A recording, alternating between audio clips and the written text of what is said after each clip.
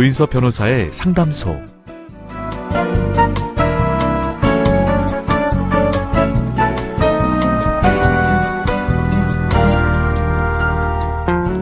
제 옆자리는 항상 여러분을 위해서 비워두고 있습니다. 차 한 잔 하러 오셔도 좋고요. 어제 있었던 이야기를 하러 오셔도 됩니다. 위로가 필요한 날에는 가만히 앉아있다 가셔도 좋습니다. 혼자 고민하지 마세요. 제가 들어드리겠습니다. 속 시원하고 정확한 자문으로 법률 문제를 풀어드리는 조인섭 변호사의 상담소, 지금 바로 문을 열겠습니다. 저는 조인섭입니다.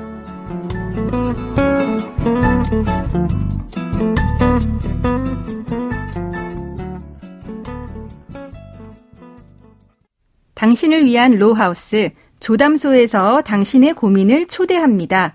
김미루 변호사와 함께합니다. 안녕하세요. 안녕하세요. 김미루 변호사입니다. 네, 오늘은 어떤 사연이 도착했을까요? 궁금한데 만나보겠습니다.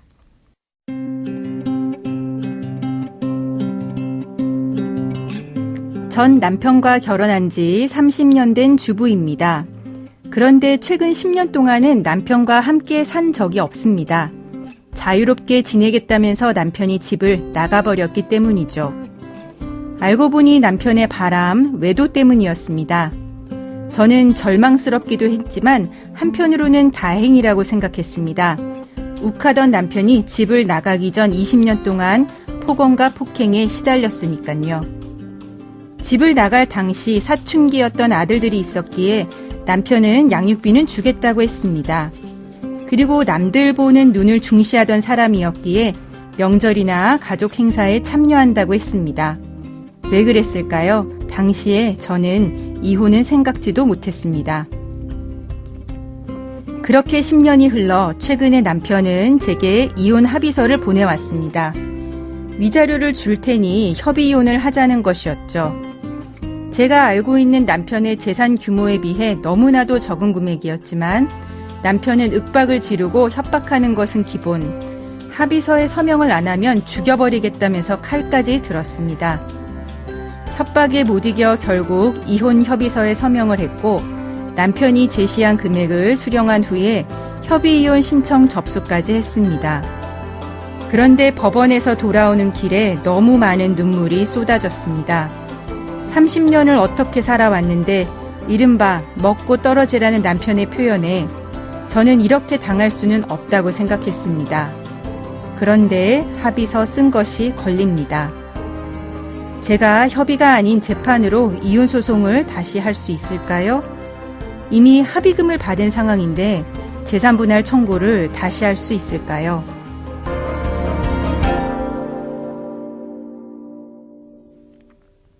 사연자분은 최근 10년 동안 남편과 결혼 생활을 하지는 않았다고 하십니다. 혼인신고를 한 법적 부부라면 혼인기간 30년으로 인정받게 되는 거죠?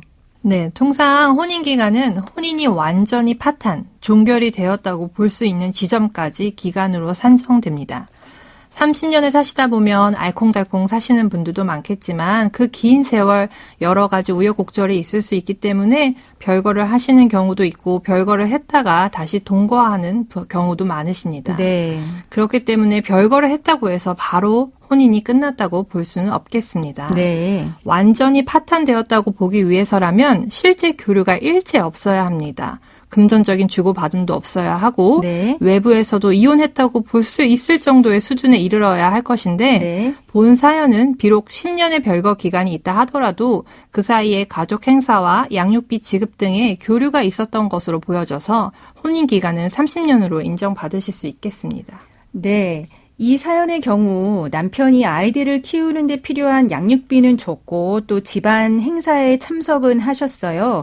남편의 요런, 그러니까 양육비 주고 집안 행사에 참여한 거 이것만으로 배우자의 의무를 다했다고 볼 수 있을까요? 없지요. 떨어져 살면서 양육비만 주고 집안 행사만 참여하는 거는 배우자의 의무로 다했다고 볼 수 없습니다. 네. 부부가 서로 동의된 사정으로 또는 건강상 이유로 어쩔 수 없이 따로 떨어져 살아야 하는 사정이 있지 않는 한 네. 부부 간에는 서로 동거하고 협조해야 할 의무가 있는 것입니다. 네. 그런데 본 사연에서는 남편이 10년간이나 동거 의무를 일방적으로 저버렸기 때문에 배우자의 의무를 다했다고 볼 수 없습니다.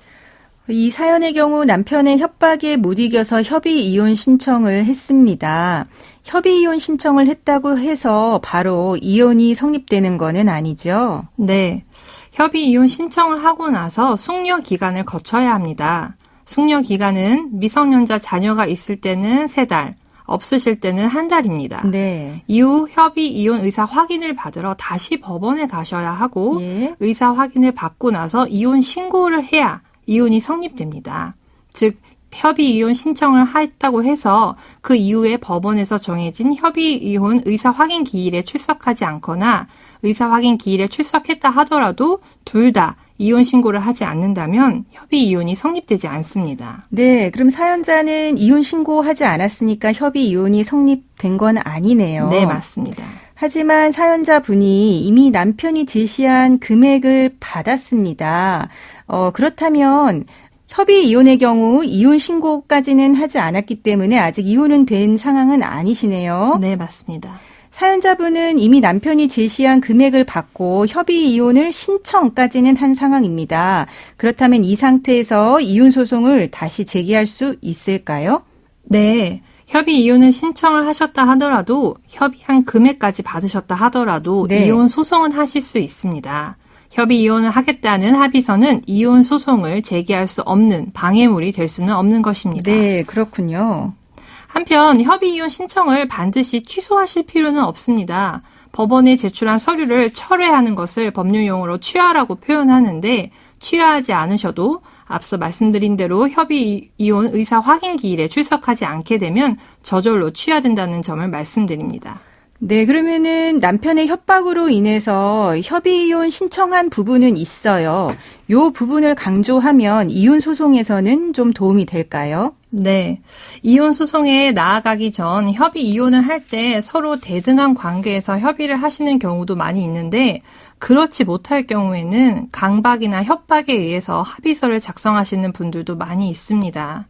따라서 협의 이혼 신청한 이유가 남편의 협박 때문이라는 걸 강조한다면 그 합의서상에 돈만 받고 종결할 의사가 아니었다는 것을 좀 더 보여줄 수 있고 그렇다고 하면 재산 분할을 판단하는데도 이혼 소송에서 유리할 것으로 보입니다. 네, 하지만 이미 남편한테 받은 돈은 있지 않습니까? 이 돈은 그러면은 돌려주고 이혼 소송을 해야 되나요? 아니요, 그렇지 않습니다. 재산 분할을 할 때는 쌍방이 기존에 갖고 있는 재산을 나열을 하게 됩니다. 남편의 재산과 사연자분의 재산을 나열했을 때 네. 남편이 지급한 돈은 사연자의 재산으로 포함되고 그걸 기준으로 재산 분할이 되는 것이기 때문에 돈을 돌려줄 필요는 없습니다. 네. 그러면은 이 사연자의 경우 남편의 외도를 알고 계셨던 것 같습니다. 그럼 이 부분도 이제 외도로 주장할 수도 있을 것 같은데요. 증거가 없다면 이를 주장하기는 어려울까요?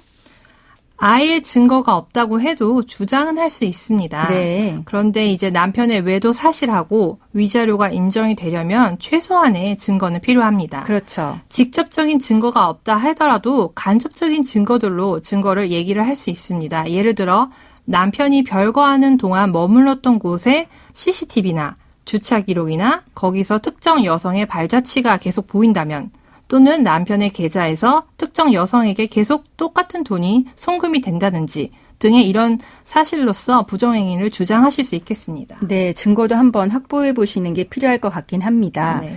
그러면 재산분할 청구는 어떻게 할 수 있을까요? 10년이 넘으면 재산 분할이 5대 5다라고 아시는 분들이 많이 있는데 이는 이제 단편적인 주장일 뿐이다라는 걸 말씀을 드리겠습니다. 네. 예를 들어 전체 재산이 10억 이하고 네. 10년 이상 살고 자녀들이 있는 경우에는 5대 5로 볼 가능성은 높습니다. 네, 사실 10억도 큰 돈이긴 한데. 네, 그죠? 맞습니다. 예. 그러나 재산 분할을 획일적으로 정할 수는 없습니다. 전체 재산의 규모, 양쪽의 경제적 기여, 네. 결혼 당시에 가져온 재산, 자신의 부모님으로부터 증여받은 재산, 네. 그리고 재산이 크게 증액된 시점 등이 고려돼야 하는 것입니다. 네. 30년을 한 집에서 같이 산 것과 10년을 떨어져 산 것이 똑같이 평가되기는 좀 힘들어 보입니다. 네. 그리고 재산의 규모가 그 사이에 상당히 이제 늘어났다거나 아니면 재산 규모 자체가 상당하시거나 네. 아니면 상대방 집에서 증여받거나 하는 등의 사정이 있으면 5대5는 조금 어렵지 않을까 생각을 합니다. 네, 이제 보통의 경우는 5대5가 될 수 있지만 사정에 따라서 5대5가 안 될 수도 있다. 이런 말씀 해주셨습니다. 네. 네, 사연자의 경우 혼인기간을 30년으로 인정받을 수는 있을 것 같다 말씀은 해주셨고요. 다만 이제 재산분할에서는 별거 10년은 좀 감액적인 요소가 될 수 있다는 말씀 해주셨습니다. 부부지간에는 동거 부양 협조 의무가 있고요.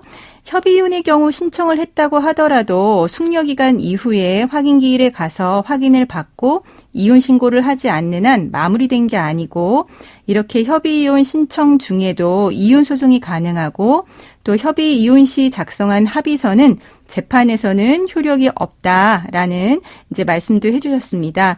이 사연자의 경우 외도의 증거를 확보해서 위자료 청구도 진행하기를 바란다는 것과 또 재산분할은 기여도에 따라서 받을 수 있다는 말씀까지 해주셨습니다. 지금까지 김미루 변호사와 함께했습니다. 감사합니다. 감사합니다.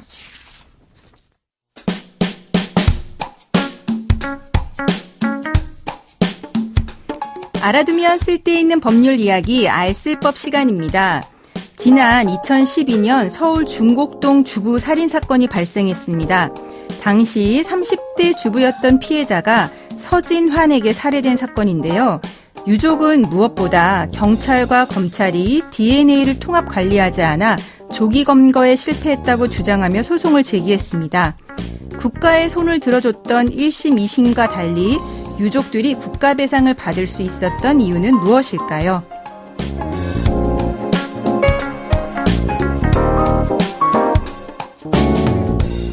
이 사건에서 유족은 서진환이 저지른 다른 성폭행 현장에서 DNA가 발견되었는데 수사기관에서 이를 통합 관리하지 않아 조기 검거에 실패했고 이 범행을 수사하면서도 전자발찌 위치 정보를 찾아보지 않았다고 주장을 했습니다. 만일 이 사건이 제대로 수사되었다면 바로 검거됐을 것이고 13일 뒤에 중곡동에서 이런 끔찍한 사건이 발생하지 않았을 수 있다는 것이었죠. 이에 대해서 1심은 공무원들의 직무수행과 서진환의 범행 사이에 인과관계가 인정되지 않는다고 봤습니다. 2심에서는 새로운 주장이 추가되었는데요. 경찰뿐만 아니라 보호관찰기관 공무원이 위법한 직무수행을 했다는 것이었습니다. 서진환의 재범 위험이 높았던 만큼 관련 규정에 따라서 월 3회 이상 대면 접촉을 하고 감시했어야 하는데 하지 않았다는 것이었습니다.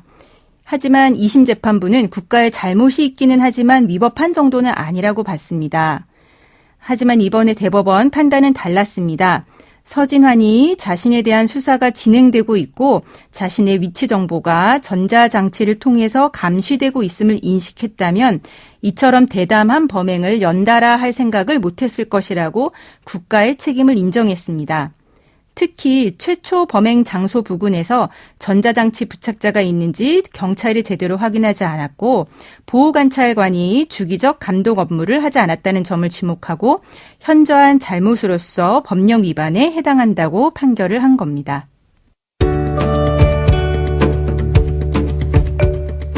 조인섭 변호사의 상담소 조담소는 언제나 당신과 함께합니다. 끝곡으로 제이슨 브라즈의 럭키 들려드리면서 저는 이만 인사드립니다.